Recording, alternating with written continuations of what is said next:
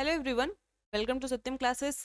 आज हम जानेंगे अपने केवीएस पीआरटी की जो हिंदी की तैयारी हमें करनी है, ये तैयारी हम कैसे करें, कहाँ से करें। क्योंकि आप सबको पता है कि जो हमारा सिलेबस है, केवीएस पीआरटी का नया सिलेबस आ चुका है और इस सिलेबस में बहुत सारे चेंजेस हैं। तो जिसको लेकर के आप जैसे बहुत सारे स्टूडेंट परेशान भी हैं, बट परेशान हमें नहीं होना है। हमें अपने आप को एकदम काम रखना है और फिर अपने जो भी हमें तैयारी करनी है, पूरा केवीएस पीआरटी का जो सिलेबस है उसे हमें समझना है और उसी के अकॉर्डिंग हमें तैयारी करना है। तो स्टार्ट करेंगे, हम जानेंगे कि अपनी हिंदी की तैयारी कैसे हम करें। तो सबसे पहले आप जान लो कि जो सब्जेक्ट स्पेसिफिक दिया गया है वो चार पार्ट में डिवाइड है। चार पार्ट में डिवाइड है, जिसमें अगर हम देखें तो हिंदी दी गई है हमें, फिर इंग्लिश दिया गया है।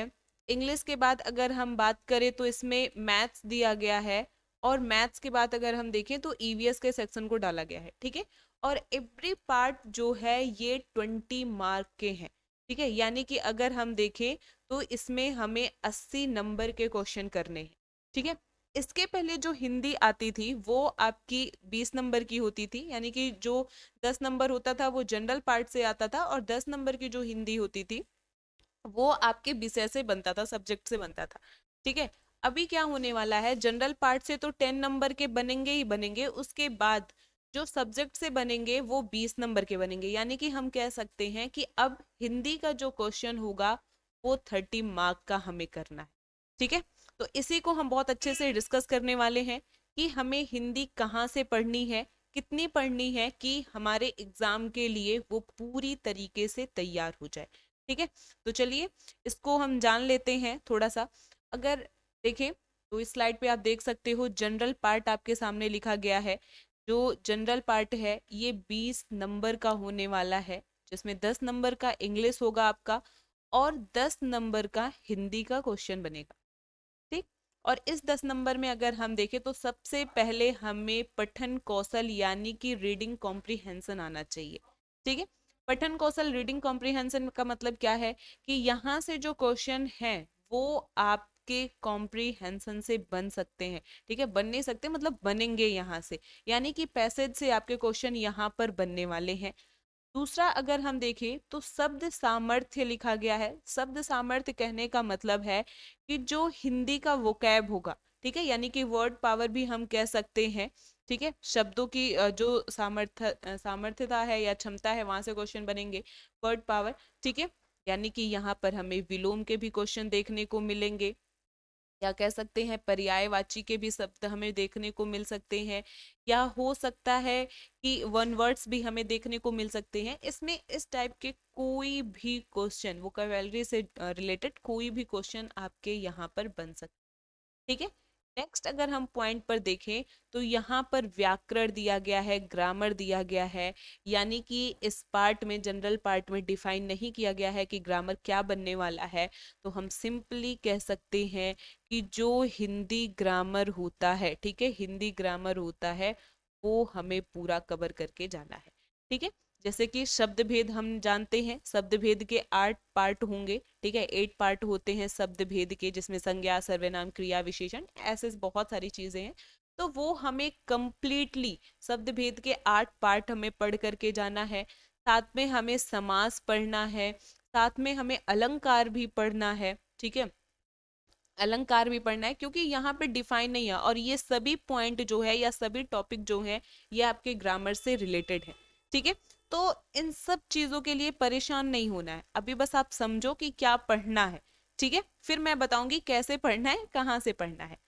दूसरी चीज तो 10 नंबर तो ये हमें पता चल गया कि ग्रामर कह दिया, व्याकरण कह दिया, मीन्स हमें पूरा हिंदी ग्रामर पढ़ के जाना है, अच्छे से क्वेश्चन यहाँ से बनेंगे। ठीक है, दूसरी चीज हमें क्या करना है, हमें पूरा वोकैब अच्छे से तैयार करके जाना है, और साथ में पठन कौशल या रीडिंग कॉम्प्रिहेंशन भी हमें तैयार करके जाना है। तो ये तो हो गए हमारे जनरल पार्ट हिंदी के, जो 10 नंबर के क्वेश्चन हमें देखने को मिलेंगे। दूसरा जो इसका सेकंड पार्ट होगा, जो 20 मार्क का होने वाला है, जो 20 नंबर का होने वाला है, वो कौन सा है, वो सब्जेक्ट स्पेसिफिक पार्ट है। ठीक है, सब्जेक्ट स्पेसिफिक पार्ट है। तो इसमें क्या क्वेश्चन बनेंगे, यानी कि हम कह सकते हैं विषय विशेष से इसमें क्वेश्चन बनता है। ठीक है, और यहाँ पर जो ग्रामर दिया गया है, यहाँ पर जो व्याकरण दिया गया है, उसे सबसे अच्छे तरीके से डिफाइन किया गया है। तो क्या डिफाइन किया गया है, संज्ञा। सबसे पहले यहाँ पर क्या दिया गया है, संज्ञा दिया गया है। ठीक है, जैसे यहाँ पे हमें शब्द भेद पढ़ना है, तो यहाँ पे भी हमें संज्ञा पढ़ना है। तो एक साथ हमारे दोनों पार्ट कवर हो रहे हैं, संज्ञा पढ़ना है।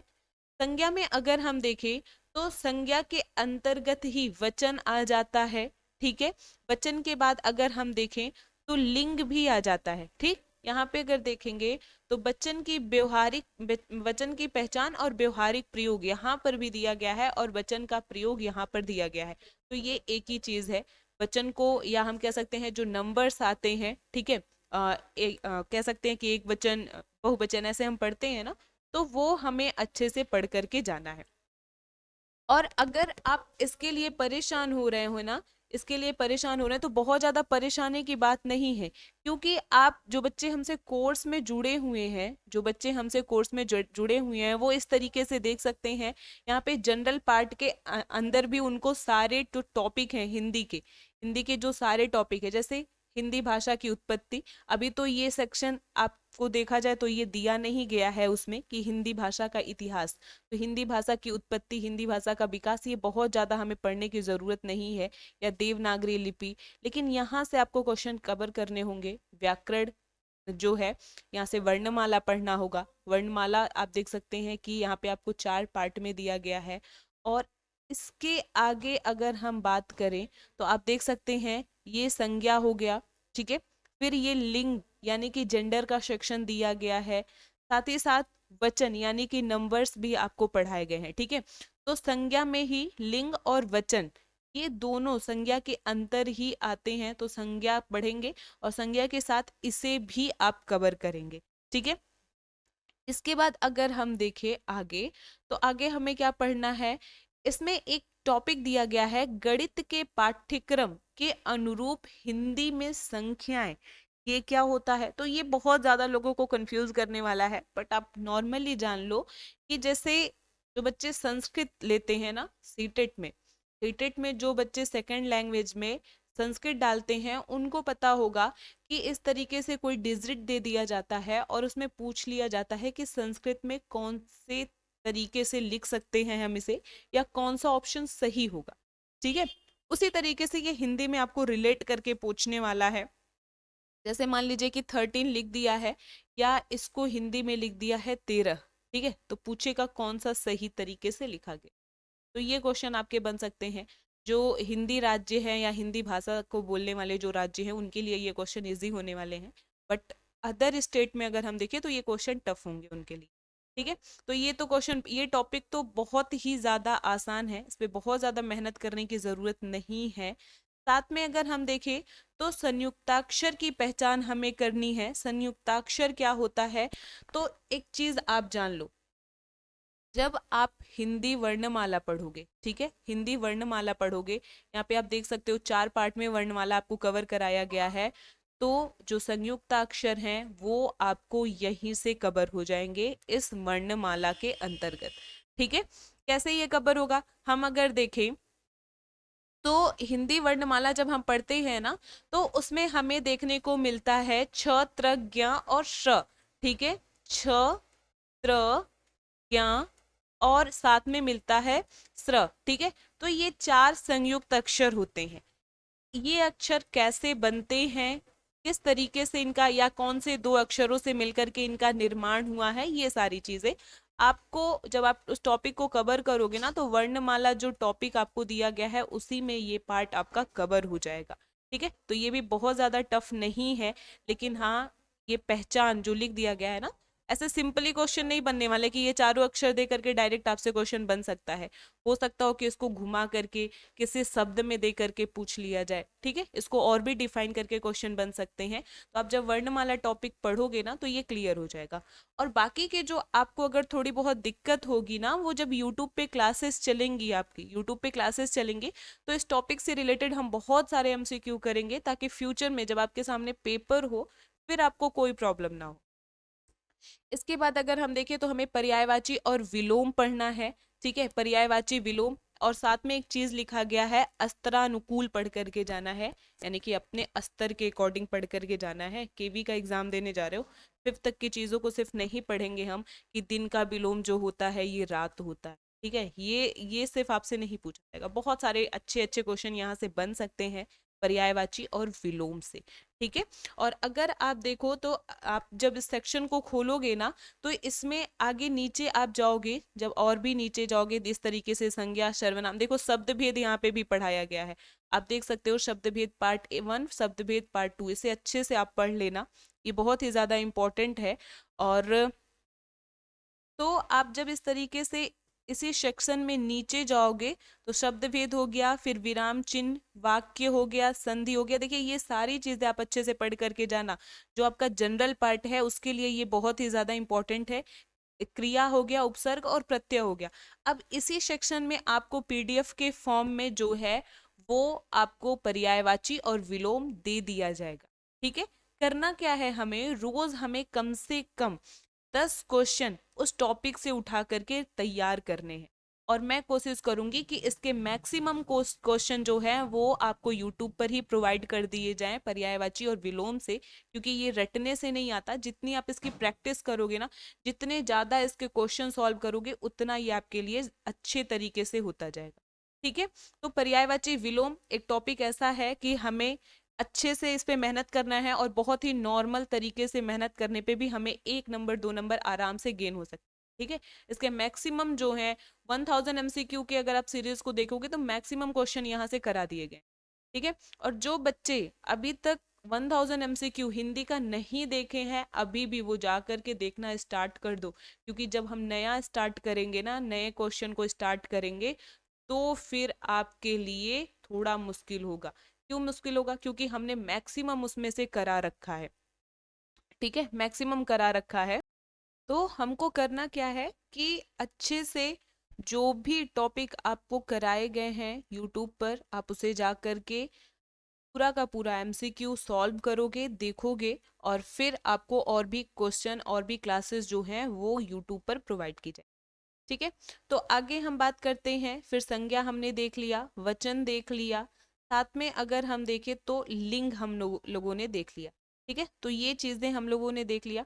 आगे बात करते हैं, तो यहाँ पर देखिए हमें सर्वनाम पढ़ना है। ठीक है, और फिर से सर्वनाम, और फिर से यहाँ पे क्या दिया गया है, लिंग की पहचान। तो लिंग एक बार दिया फिर दोबारा दे दिया है, तो बार बार यहाँ पे लिखने का कोई मतलब नहीं है। लिंग पढ़ने का मतलब कि उससे आप जानो कि कौन सा स्त्रीलिंग है, कौन सा पुल्लिंग है, या कौन से शब्द होते हैं जो दोनों लिंग में एक तरीके से प्रयोग किए जाते हैं। ठीक है, इसका व्यवहारिक प्रयोग आप किस तरीके से अपने क्वेश्चन में देख सकते हो, वो आपको जानना है।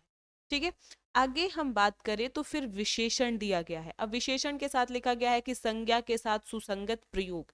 ठीक है, आपको सिंपली मैंने बहुत बार बताया है कि जब आपको विशेषण से क्वेश्चन कराए जा रहे हों तो बिना संज्ञा के हमें नहीं करना चाहिए। क्यों? क्योंकि अगर हम संज्ञा के साथ विशेषण को जोड़ते हैं ना, या सर्वनाम के साथ अगर हम विशेषण को जोड़ते हैं, तो बड़े आसानी से हम किसी भी सेंटेंस में देख करके बता सकते हैं कि विशेषण क्या है। ठीक है, कौन सा शब्द विशेषण है। तो अगर आप इसे भी देखो ना, तो ये भी आपके कोर्स में बहुत अच्छी तरीके से कराया गया है आप लोगों को। विशेषण से रिलेटेड टॉपिक आप देख सकते हो यहाँ पर, ये 42 मिनट का लगभग वीडियो है। ये भी बहुत ही ज़्यादा इम्पोर्टेंट है, इसे भी करिएगा आप लोग। और अगर बात करें फिर आगे, तो क्रिया दिया गया है। ये एक ऐसा टॉपिक है जिसे मैं बहुत अच्छे से आपको यूट्यूब पर भी करा दूंगी। ठीक है, बहुत डिटेल में मैं कराऊंगी क्रिया टॉपिक। इसलिए मैं ऐसे कह रही हूँ क्योंकि बहुत सारे बच्चों को कई बार पढ़ने के बावजूद भी इस टॉपिक को लेकर के कंफ्यूजन रहता है। तो कंफ्यूज नहीं होना है, क्वेश्चन आंसर भी करेंगे, कॉन्सेप्ट भी करेंगे बहुत बेहतरीन तरीके से। फिर आगे बात करें अगर कारक चिन्ह के बारे में, तो कारक चिन्ह भी आप लोगों को समास के जब हम पढ़ रहे थे समास, तो समास के अंतर्गत करा दिया गया है। 1000 MCQ में इसे भी आप विजिट करेंगे। ऐसा मेरा कहने का सेंस नहीं है कि मैं फिर नहीं कराऊंगी, फिर भी हम लोग करेंगे आगे भी, लेकिन मोर प्रैक्टिस हमें करना है। ठीक है, तो आप उस सीरीज में भी जा करके इसे देख सकते हो। आगे भी हम करेंगे, साथ में ये कोर्स में भी प्रोवाइड किया गया है कारक की चिन्ह, और कॉल, जो काल टॉपिक है ना, काल, काल का कहने का मतलब जो टेंस होता है, ठीक है, जिसमें हम वर्तमान काल, भूतकाल और भविष्य काल के बारे में पढ़ते हैं, तो इस टॉपिक को भी आपके जो कोर्स हैं उसमें वो भी आपको प्रोवाइड किया गया है।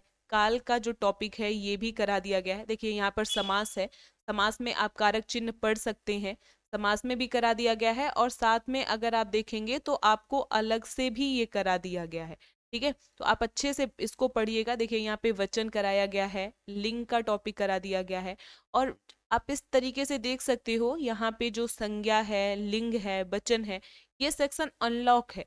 जो बच्चे देखना चाहते हैं वो भी जाकर के इसे देख सकते हैं, कोर्स में भी इनरोल कराना चाहते हैं तो करा सकते हैं। और बहुत ज़्यादा प्राइस नहीं रखा गया है, 877 में आपको कॉम्बो कोर्स दिया जा रहा है, ठीक है। और आप पहले पूरा जा करके सेक्शन देखिए, पूरी प्लेलिस्ट देखिए, पूरा स्टोर सेक्शन देखिए, क्या आपके लिए ज़रूरी है, क्या आपके कोर्स में है या नहीं है, उसके अकॉर्डिंग आप इनरोल कराइए, ठीक है। तो सबसे पहली बात तो जो बच्चे कोर्स में हैं उनके लिए ये अच्छा है कि उनको ये सारी चीज़ें पहले ही करा दी गई हैं, उनको हिंदी के सेक्शन को लेकर के ज़्यादा परेशान नहीं होना है। 30 मार्क के क्वेश्चन बन रहे हैं, बहुत ही ज़्यादा इंपॉर्टेंट है हमारे लिए ये 30 नंबर, ठीक है। और हिंदी एक ऐसा सब्जेक्ट है ना, ज़्यादा मेहनत किए बिना भी आप 30 के 30 ला सकते, ठीक है। कम मेहनत में ज्यादा आपको बेनिफिट मिलेगा। तो जो बच्चे हिंदी राज्य यानी कि कह सकते हैं हिंदी लैंग्वेज जहाँ पे बोली जाती है उस राज्य से बिलोंग करते हैं, उनके लिए ये 30 क्वेश्चन बहुत ही ज्यादा इंपॉर्टेंट है। इंग्लिश उनके लिए थोड़ा टफ हो जाता है, लेकिन जो बच्चे इंग्लिश बोले जाने वाले राज्य से बिलोंग करते हैं या इंग्लिश वहाँ पे थोड़ा ज्यादा अच्छे तरीके से प्रयोग किया जाता है, तो उनके लिए ये 20 नंबर की इंग्लिश बहुत अच्छी है, जो सर आपको डेली यूट्यूब पे तो कराएंगे ही कराएंगे, बाकी कोर्स में भी आप अगर देखोगे तो ये भी सेक्शन दिया गया है, ठीक है। दूसरी चीज़ें मैं आपको एक बुक रिकमेंड करूंगी जो सामान्य हिंदी आप देख सकते हो। ये मैं इसलिए रिकमेंड कर रही हूँ, आप देखोगे ना तो यहाँ पर कई एग्जाम दिए गए हैं कि किस किस एग्जाम के लिए ये है, लेकिन इससे हमसे मतलब नहीं है, हमें केवी अपना करना है। और इस बुक में आपको मैक्सिमम एमसीक्यू मिलते हैं। ये जो बुक है ये एमसीक्यूज का है, ठीक है। थोड़े से कॉन्सेप्ट आपको 1 से 2 पेज पे पहले समझाए जाते हैं, फिर इसमें हर टॉपिक से मैक्सिमम क्वेश्चन कराए जाते हैं। तो ये आप कर सकते हो। अगर नहीं है, आप नहीं लेना चाहते हो, आपके पास कोई दूसरी बुक है तो भी आप उससे पढ़ो, कोई दिक्कत नहीं है। अगर लूसेंट है, ठीक है, कुछ बच्चों के पास लूसेंट होता है तो आप लूसेंट की बुक भी आप कर सकते हो, कोई दिक्कत नहीं है। लेकिन हाँ, अगर लेना चाहते हो ना तो इस बुक को आप जरूर प्रिफर करें, ये बेहतर बुक है, ठीक है। अब रही बात कि कैसे पढ़ना है, क्या करना है, तो एक चीज बता दें कि 30 नंबर के आपके ये टॉपिक हैं हिंदी के, इसे हम यूट्यूब पर करेंगे। और यूट्यूब की जो हमारी क्लासेस होगी हिंदी की वो रात में 9 बजे की होगी, ठीक है ना, रात में 9 बजे हम करेंगे। और इसका टाइम टेबल भी अच्छे से आपको शेयर कर दिया जाएगा, बता दिया जाएगा कि किस तरीके से क्लासेस आपके सामने आने वाली हैं, किस तरीके से हम इन सारी चीज़ों को कवर करने, ठीक है। आई होप ये सारी चीजें आपको समझ में आई होंगी। एक बार फिर से मैं आपको बोल रही हूँ कि हिंदी के लिए आपको ज्यादा परेशान नहीं होना है, मैक्सिमम चीजें आपके यूट्यूब पर भी अभी भी उपलब्ध हैं, और कोर्स में जो बच्चे हैं उनके लिए भी उपलब्ध है। कोर्स में इनरोल कराना चाहते हैं तो आपको कॉम्बो कोर्स भी 877 में प्रोवाइड कर दिया गया है, आप ले सकते हो। आप स्टोर सेक्शन में जा करके पहले जो भी क्लासेस अनलॉक है उसे आप विजिट करो, देखो, समझ में आए, एनरोल करो, ठीक है। तो आगे फिर मेहनत से पढ़ेंगे, केवीएस पार करना है, नौकरी लेना है, तो लग जाओ अभी से, ठीक है। तो पढ़ाई करो, मिलते हैं क्लास में, थैंक यू।